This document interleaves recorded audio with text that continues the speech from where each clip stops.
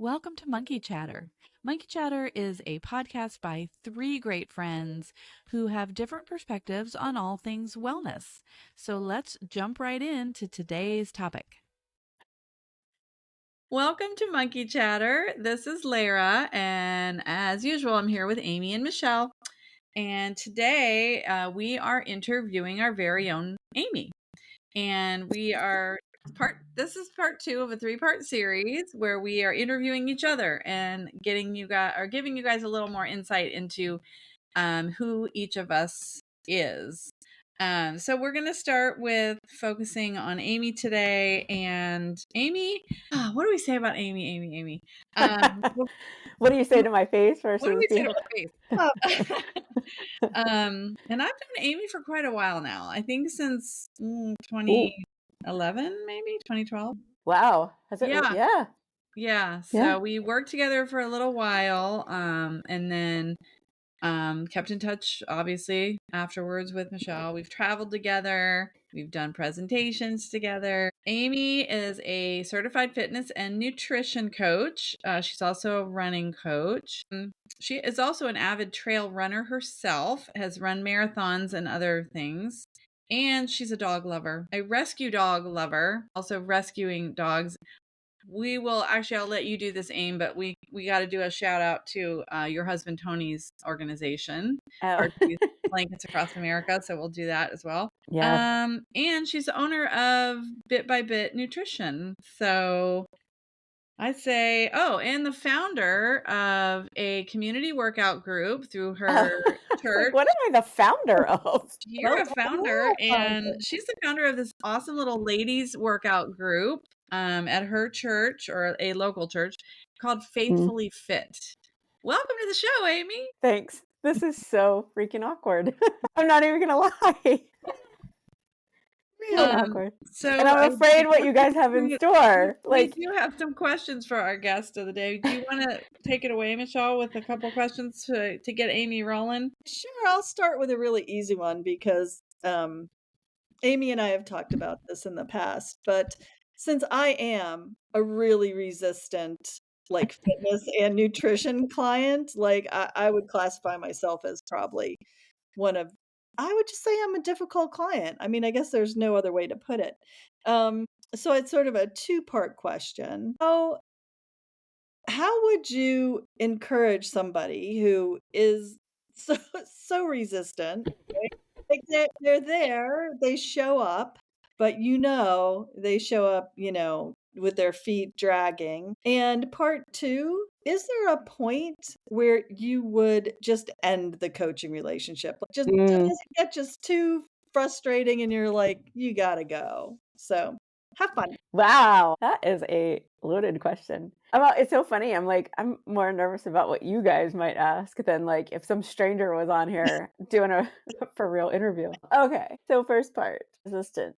So yes, you are a resistant little creature. I wear it proudly.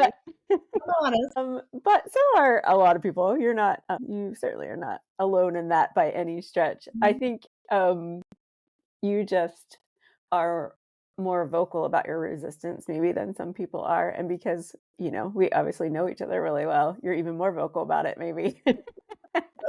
But so yeah, I mean, I definitely run into resistance. So one of the things that I will say this to my faithfully fit ladies and to anybody really, is I think one of the big things is trying to figure out what is one thing, I call it the low-hanging fruit.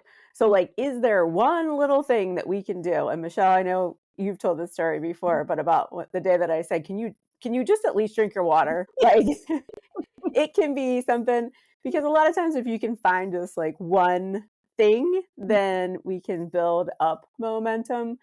So with the nutrition, sometimes it takes freaking forever to to start making bigger steps. But if we can find just one thing that somebody can have success with and then start to snowball that into something else. On the fitness side, one of the things that I always tell my faithfully fit ladies is do something that you like. I think for the people and for those fitness gurus that are out there that say, oh, you have to do this or you have to do that, like you have to run or you have to do CrossFit or you have to do yoga or whatever it is. Like, I don't care what you do, just move. Like, even if it's walking your dog. I mean, for goodness sake, I haven't run into anybody who is like resistant to everything movement related. So the goal would be to find something that they like to do. And if it's like ballroom dancing or square dancing or something, I don't know, just pick something to move and don't let I would say don't let people tell you that you have to fit some sort of mold to be, to do fitness, quote unquote, sort of thing. So I don't know. That's my answer to that. And you're not resistant to everything. And yeah, that is true. I'm not resistant to everything. Oh. And I think just as a resistant client, like if I can speak, maybe a little insight for other resistant clients, you might. For me, there's something about having to do the initial resistance to just in case and maybe this is just like an old pattern, but if you come in resistant, then the expectations of you are less. Like people are just so happy you came and did the one thing, right? So maybe that's part of it too, because you don't want to screw up or you don't want to do it wrong or you feel weird. But if you come in and you're like, oh, well, I don't want to do this anyway, right? And then it just sort of shifts the expectations around what they're gonna want you to do or how you just have to do it, sort of.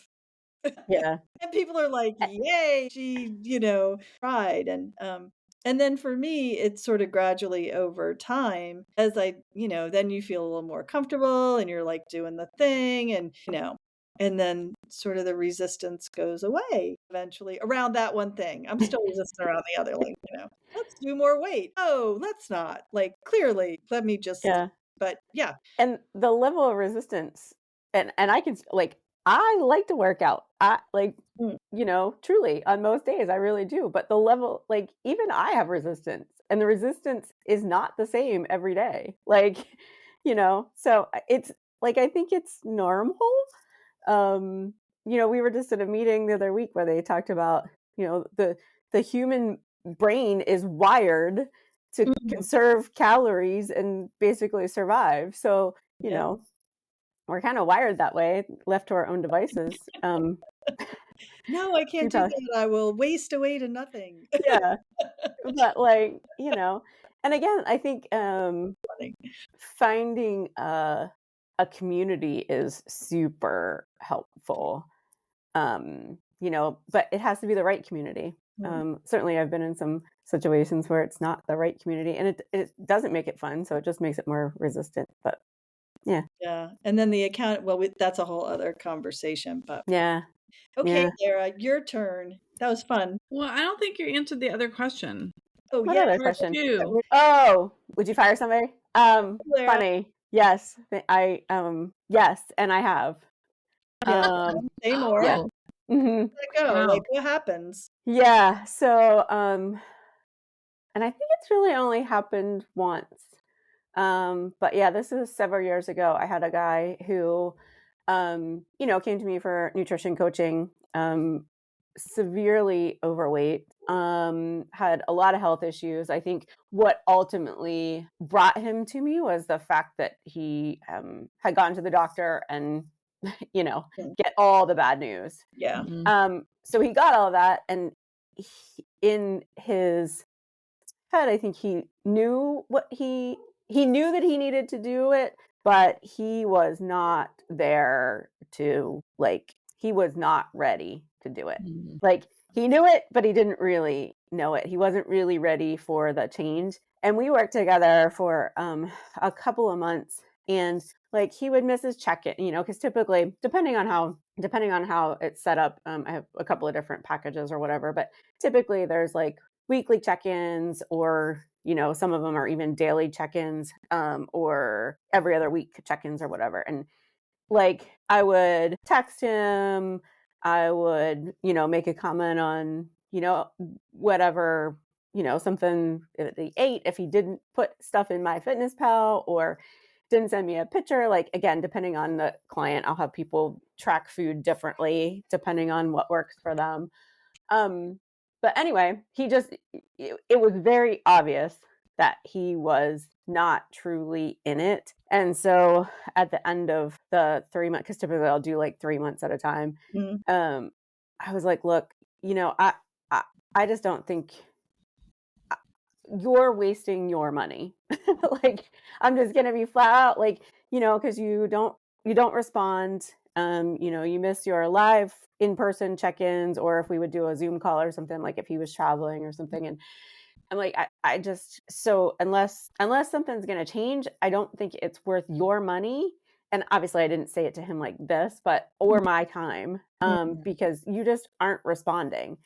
And so I am more than happy to be here to support you when you are ready. But I think you need to give this all some thought. And maybe I'm not the right person. Maybe I'm just not doing something that is like, that's resonating with you. So maybe you need to find somebody different. But yeah. So that's such an important point to make, I feel like, when you are coaching someone, is that, one, you're not just going to continue to take their money when things aren't progressing. I mean, that's the mark of someone who's an honest and, truly capable coach. But two, sometimes people don't fit right, or, he needs, something stronger, or maybe less, because I can see you being pretty adamant about what needs to be happening. Or like you said, he just wasn't ready. But the fact that you were honest with him, I mean, I just feel like that speaks volumes of your your credibility. And it doesn't do anybody any good. And certainly you're gonna go through periods, like life's gonna get busy and you're gonna miss a check-in, or but like, it was just kind of, and again, you guys know too, like once you work with people for a while, you can get a fairly good feel of like, okay, is there a lot going on, and this person just needs a little bit of grace and hand holding through this period until they get through it, or are they just really not, like, they're just not really there and ready yet. Right. And that's okay. And, you try to help them the best you can, and then be there whenever they are ready. Yeah. So, I think that's true with any, I just think of any type of coaching, and just myself. Like, there have been times when I've worked with a coach and it's been super helpful. And I think of Lara with her working with her business coach, right? Like, where the client shows up, they're really motivated. They are clearly like, there's a difference. And then there have been times when I have just sort of been like, you know what? Uh, I I have gotten to a certain point. I coming and doing my coaching with another, having somebody coach me. There have been times when I've been like, I need to take a break and sort of process everything that we've done, sort of see what's working and what's not working, because just doing more is not going to move me forward. So I think that takes a lot of self-awareness too on the client part. And a lot of times people just, like you said, just aren't there yet, or don't have that self-awareness, and they think like coach I think sometimes people think, well, if I pay for the coaching, that I check the box and that takes care of the problem, right? And you yeah. still have to do the work. Like, the person has to do the work. So that's a good Yeah, it's answer, Amy. That's a good answer. funny. Just as you were saying that, I was thinking about, we had my running coach, Jackie Wilson, on here, who is a freaking amazing running coach. And I love working with her, and we actually still keep in contact. But I'm not currently coaching with her because I just kind of fried myself out a bit with running. And I'm like, look, I'm just wasting your time, because I'm gonna miss runs because I'm just not feeling it right now. Yep. And this has absolutely nothing to do with her as a coach, because she's great. But I am just, but I know that, because I've been doing this game long enough that I know when I'm just not really in it.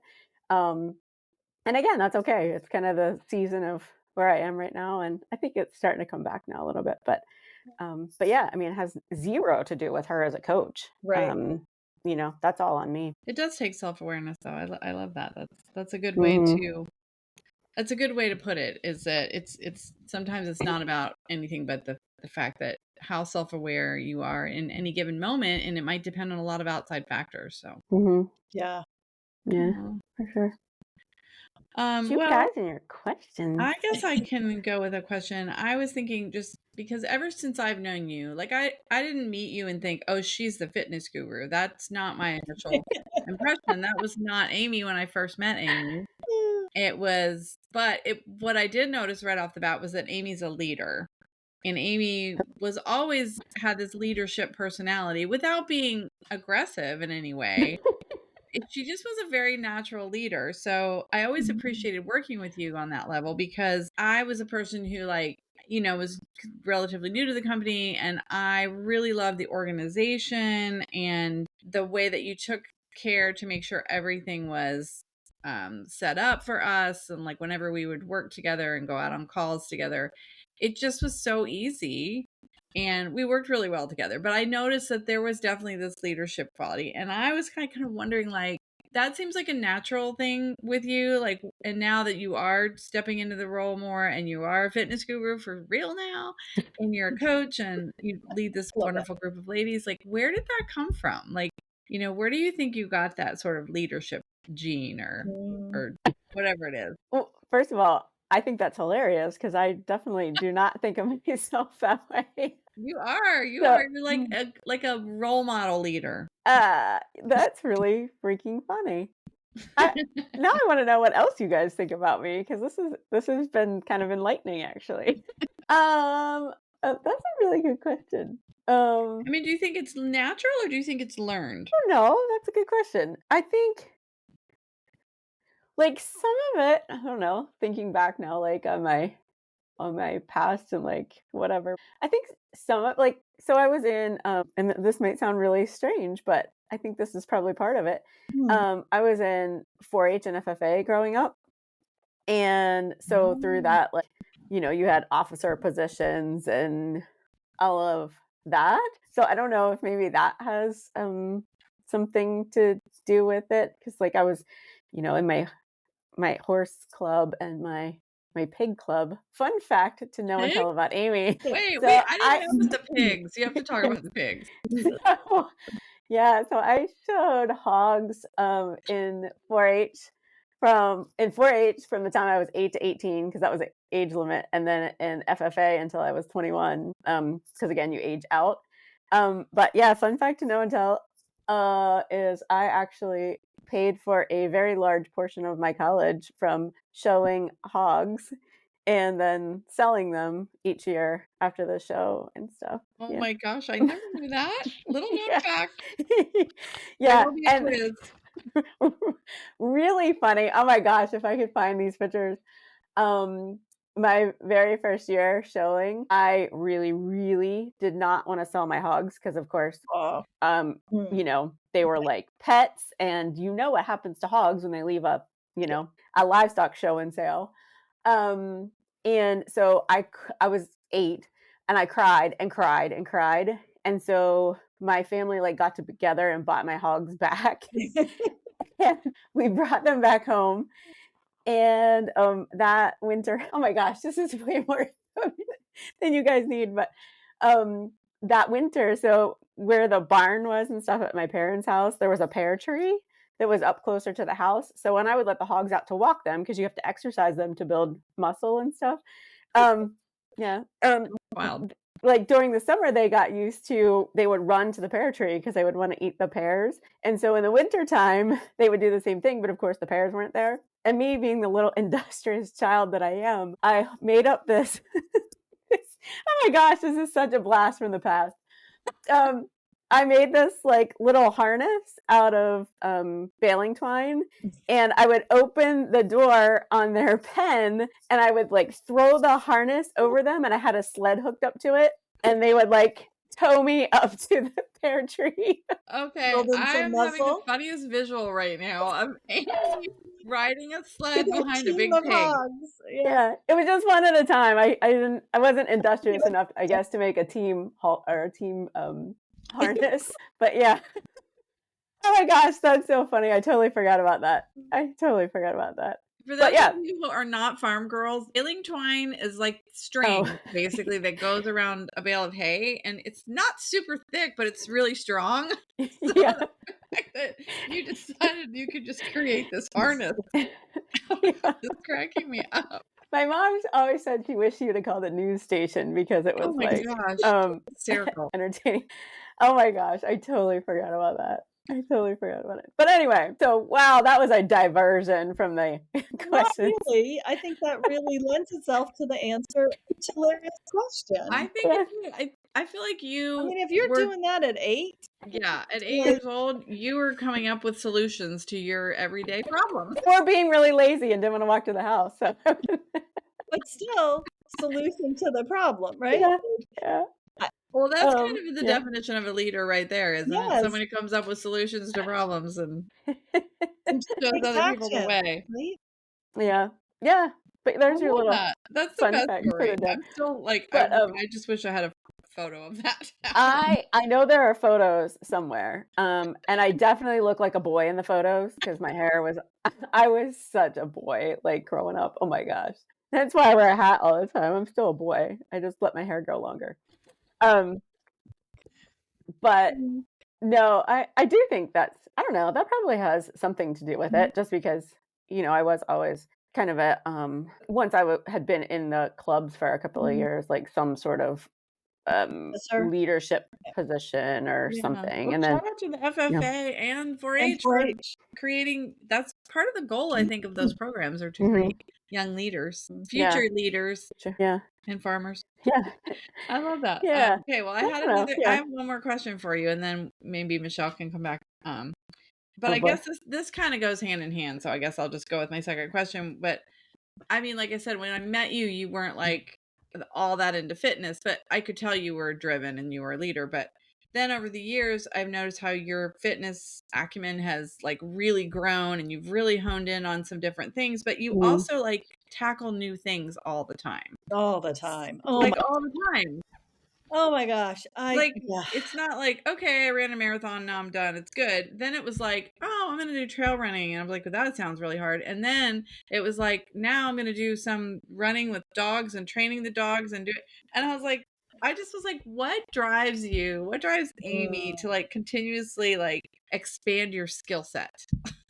Not easy things. Like, no, they're not. Podcast. I mean, just learning, like, you'll just go on YouTube and figure it.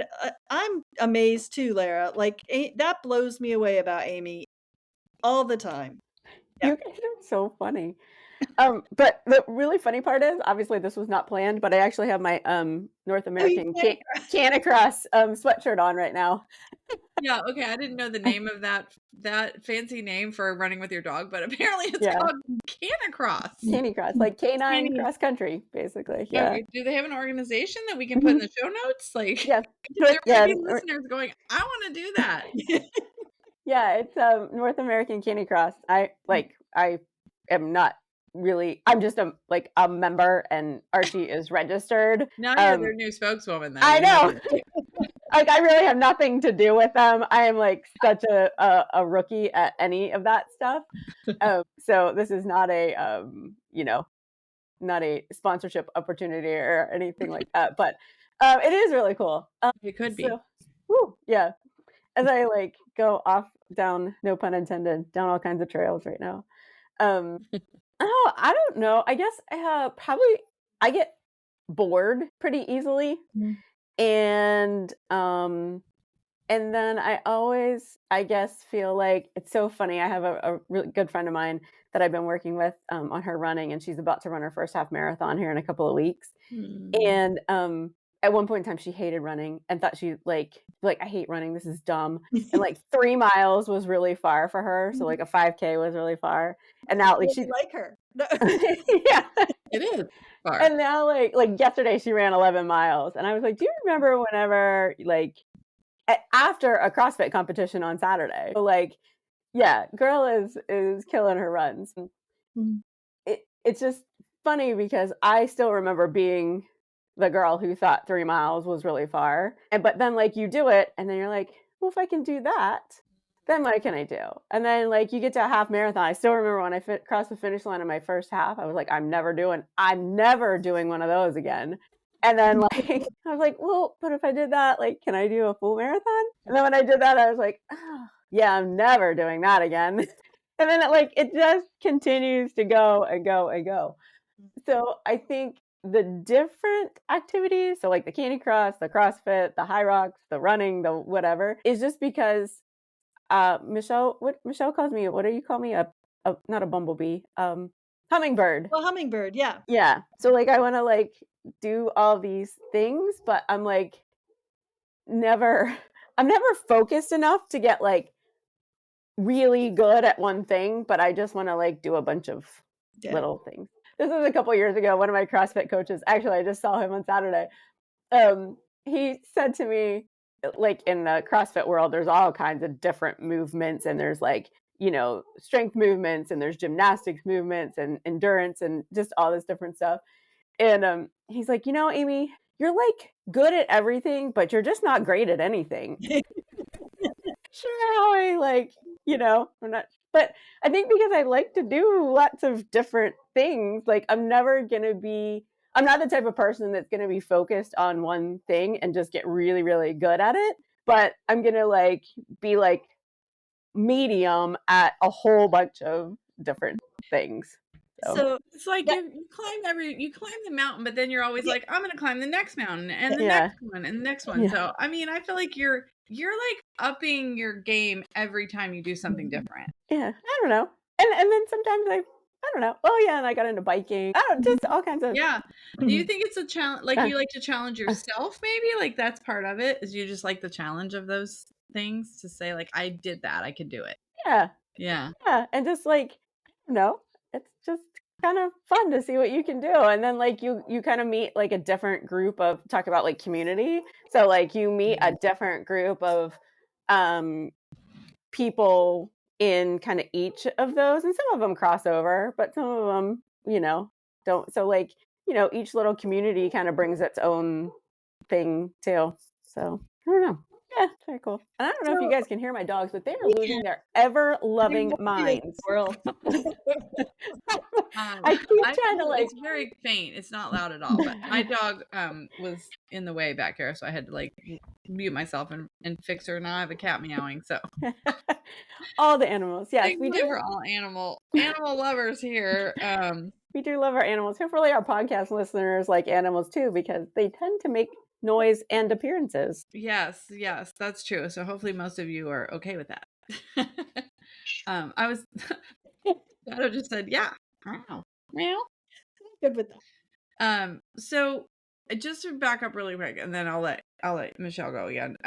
So yeah, I was thinking about that because you said you started running and 3 miles was hard. What made you take the first step into running at all? Like did you have a mentor or like how did that all happen? That's you guys have good questions. Like again, stuff I haven't thought about forever. So I still remember the day that I ran my first mile. And I ran it. So the girl that owned, or lady, whatever, she's like a couple years older than I am, that owned the barn where I had my horse boarded. Somehow, I don't even know how it got started, but one day we decided we should start running. I don't know. And we conversations. Yeah. And we went, I'm going to have to like text her whenever we get off of here now and ask her like, how did that come up? We went to this like local trail. It's a trail, but it's like a paved trail. And we ran a mile, and a good portion of it was either downhill or flat. And I still remember feeling like, oh my gosh, I'm going to die. And then from there, I don't know. I remember we did a 5K together, and I still laugh about that because I still remember like, oh my gosh, what am I going to wear? And like, what am I going to eat the morning of? And what am I going to eat the night before? And what, like all this stuff. And now I'm like, oh, for the love of God, just go freaking run. I don't even think about it for a 5K now, but, and then we decided again, for some reason, to just sign up for, we did our first half marathon together. So we trained for that. And then she kind of was like, I'm out after that. She was supposed to do a full marathon with me and then ended up getting hurt. So couldn't do it. But then she kind of was like, no, peace out. I'm done with that. And then I found more running people. So. Well, it kind of goes back to community. Like we always talk about that, but like the community that you're around sometimes kind of just encourages you to keep going and reaching and doing the next thing. Yeah. So true. Yeah. I love those stories. Thank you for sharing all that. That was way more than I had.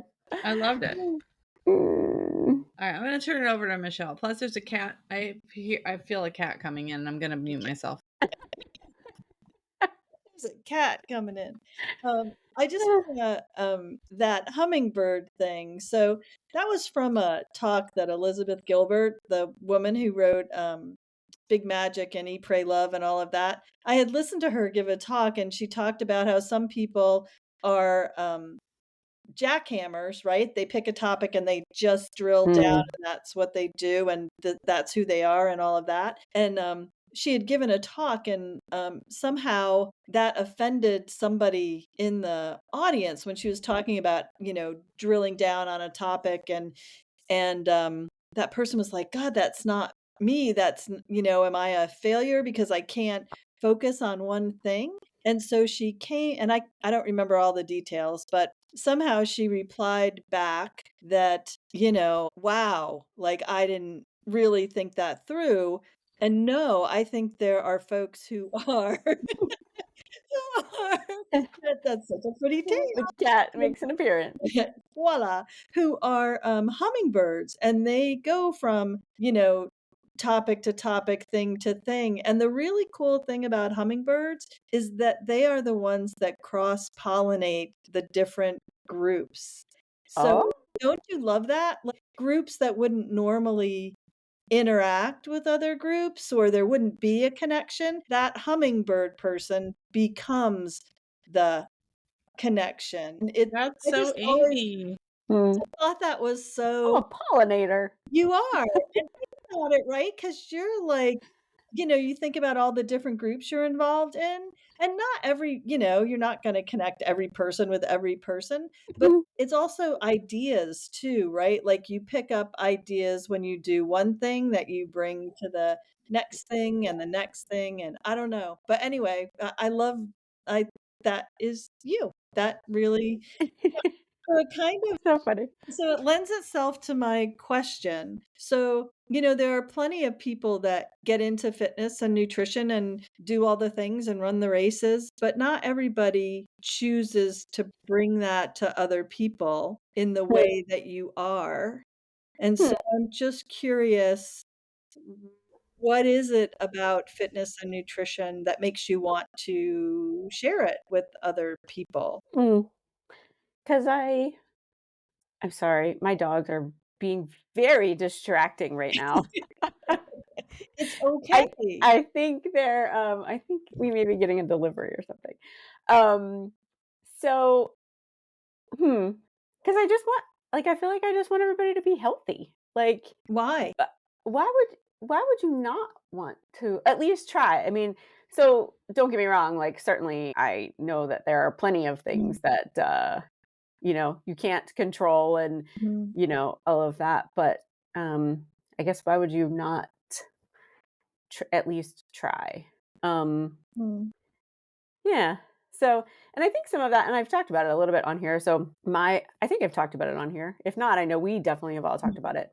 But my oldest sister passed away from ovarian cancer. It's been 2013. And so I think that was kind of like the first maybe little like, maybe I should really start paying more attention to my health and doing things. And again, by no stretch am I saying that, if she'd have ran a marathon that, she wouldn't have had that issue. But I just feel like if you can start from a higher plane of health, I feel like Dr. Vandergrift used to talk about, like, starting from a higher plane of nutrition, then when you do get some sort of attack or Yep.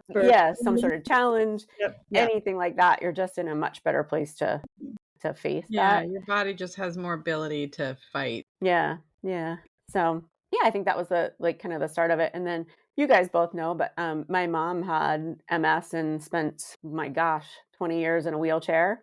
And so I guess I just saw the challenges of, like, I guess on two sides of that. The challenges, and again, not saying that if her fitness and nutrition would have been perfect for, the 30 years before that, that it would have cured it or whatever, but I just feel like you're starting from a higher plane of health if you can.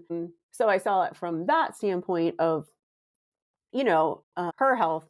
But then I also saw it on the other side of, like, what it takes to take care of somebody. Mm. So, like, if you as a caretaker can be strong, because it's hard to take care of somebody. I mean, you guys both know. So I think, having that fitness and strength and all of that, um, you know, if should you, God forbid, ever be in a situation where you have to take care of somebody, Mm. that you have that too. And Michelle, you talked about that just on our last episode about with your dad and Yep. and all of that.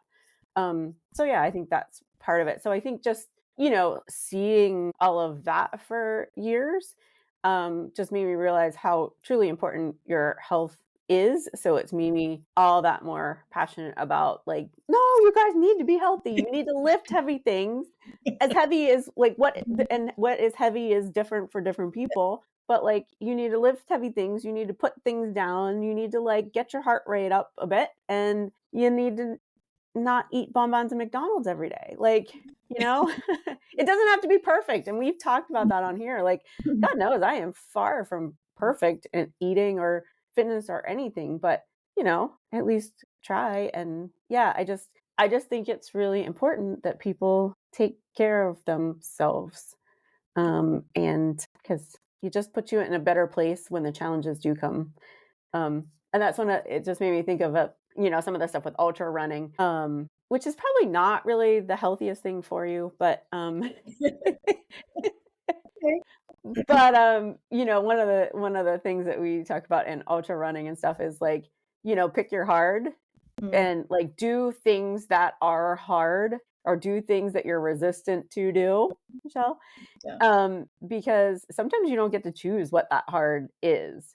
Yeah. So, like, you best prepare yourself and know that you can face hard challenges and know that you can get through it. Because yeah, you don't always get to pick what that is. Yeah. So, Wow, that's a really good way to phrase that, right? Like, yeah, that's a really sort of mind-bendy concept, right? Where, um, we talked about it a little bit last time, where the things that you worry about happening generally Mhm, don't, and it's always some random weirdness that comes out of left field that yeah, and if you yeah, so that makes sense, like, mhm. yeah. And Hmm. that's, I definitely got a bit of flack for some of my ultra running and um, Mhm. stuff in the past. But I was like, you know what? No, because yeah, you don't always get to pick what's hard. What's So do the hard things when you get to choose what they are. mm. And, know that if you really need to, you can bail out. Because sometimes you don't get the option to bail out. Mm. And that actually just reminds me of, there's a great ultra runner. Her name is Sally McRae. She has the Choose Strong podcast. And she talks about that. Like, her mom died of cancer when she was maybe like 16, 17, 18, something like that, like pretty young. And, she talks about that too, of, like, why she does some of the crazy stuff, because she knows that you don't always get to pick, um, Yeah, when things are hard. yeah. Hmm. So I don't know that that totally answered your question, No, but good. It was it's kind good. of in a roundabout way. Yeah, So yeah. yeah. I just think it's really important to take care of yourself the best that you can. Like, and you don't have to be a, it's not, you don't have to be a bodybuilder. God knows that's, depending on how that's done, is not probably the healthiest thing for you. So I think it truly is more of a function over, aesthetics sort of thing. I feel like that's now that I've been around you for a while through a few different things, and you Mm. lead up our, Boss Mares group. So Yeah. I I think that's one of the things people most like about your approach is how much, even though you definitely do some things that I'm like, "Oh, I don't think I'm doing that," but, oh, good for Amy. However, your approach with, and I have to assume it's the same way with your clients, is very much around that functionality, Hmm. right? And what is going to make that individual, we were just talking about it before we started recording. What can that individual do now that's Mm. going to make 20 years from now a whole different situation than if they didn't do these things, right? Yeah. And Mm. so all around that functionality, like, what you can do, what your body will hold up to. And I do think too, um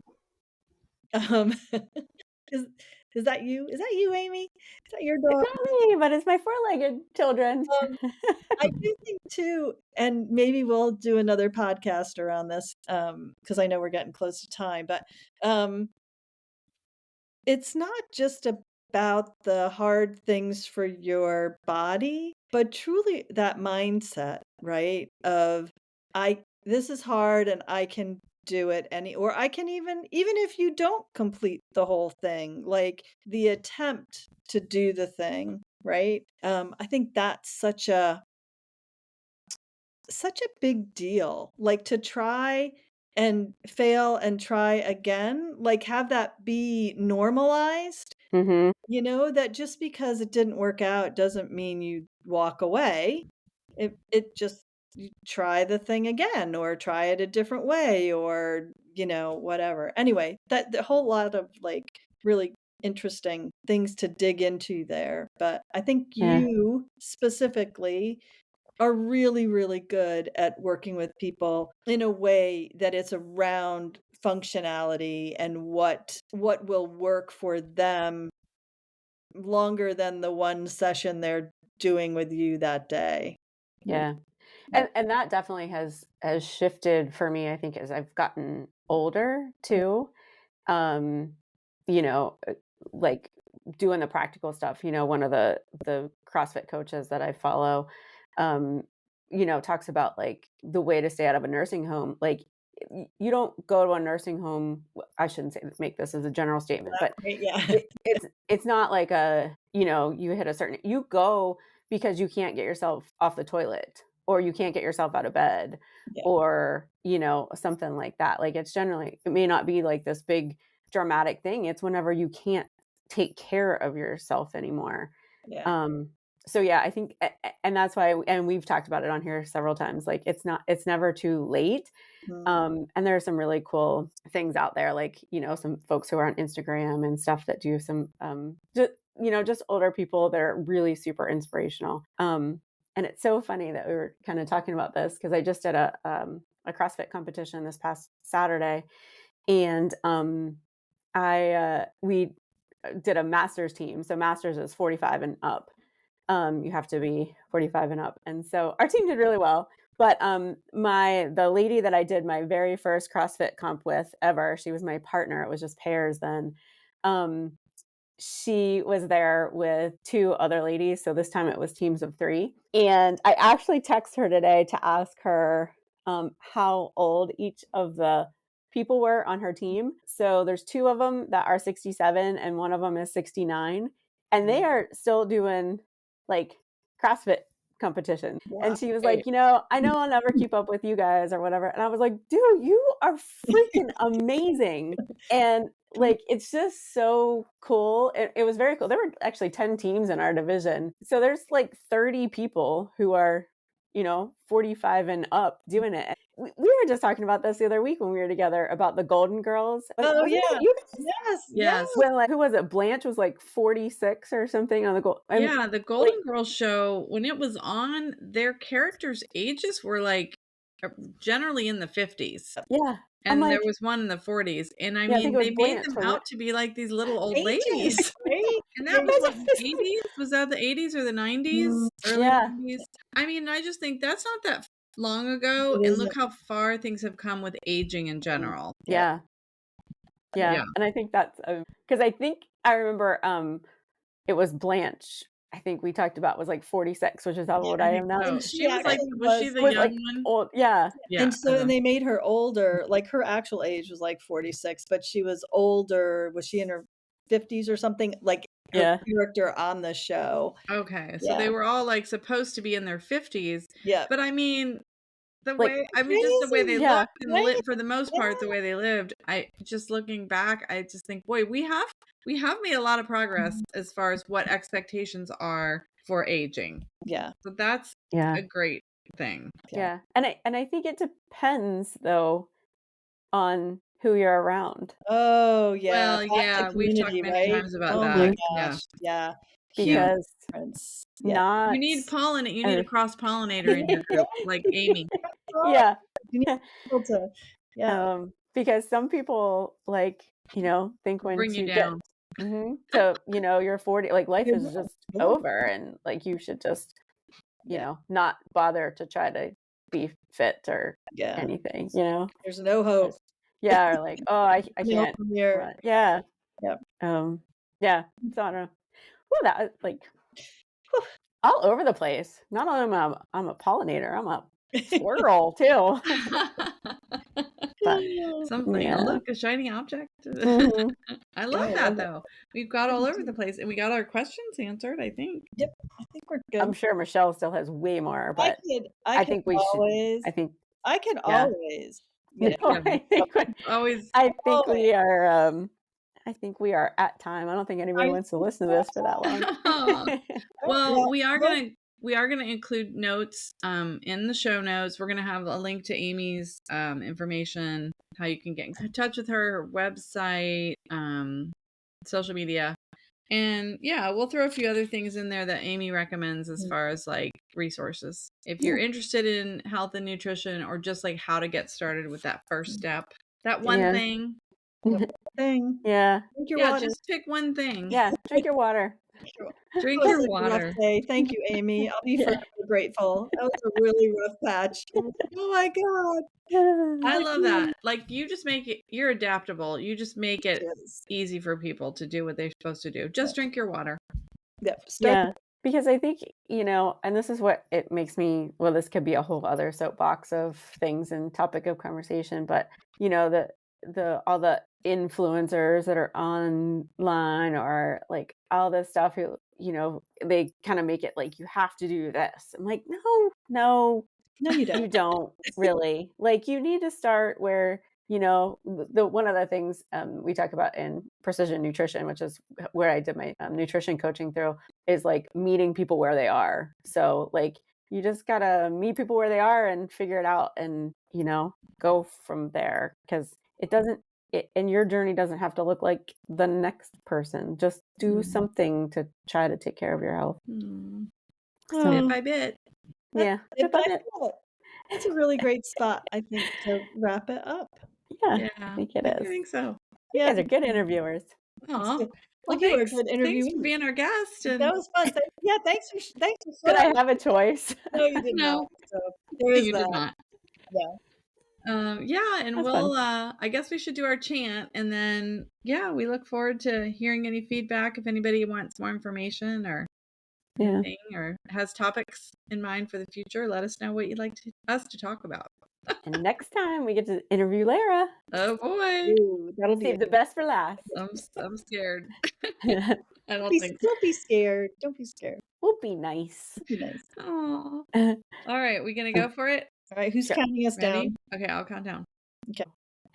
Monkey chatter. chatter. Monkey chatter. chatter. Who you Who hang with matters. matters. I don't know about that. We'll see how it goes. Thanks, y'all. Okay, peace out. Thanks for listening to Monkey Chatter today. As a reminder, we want to let you know that while we think we are really smart, none of us are doctors or medical professionals. So anything that we say or suggest on this podcast should be run by your doctor before you make any major lifestyle, nutrition, or medication changes. Take care and be well, friends.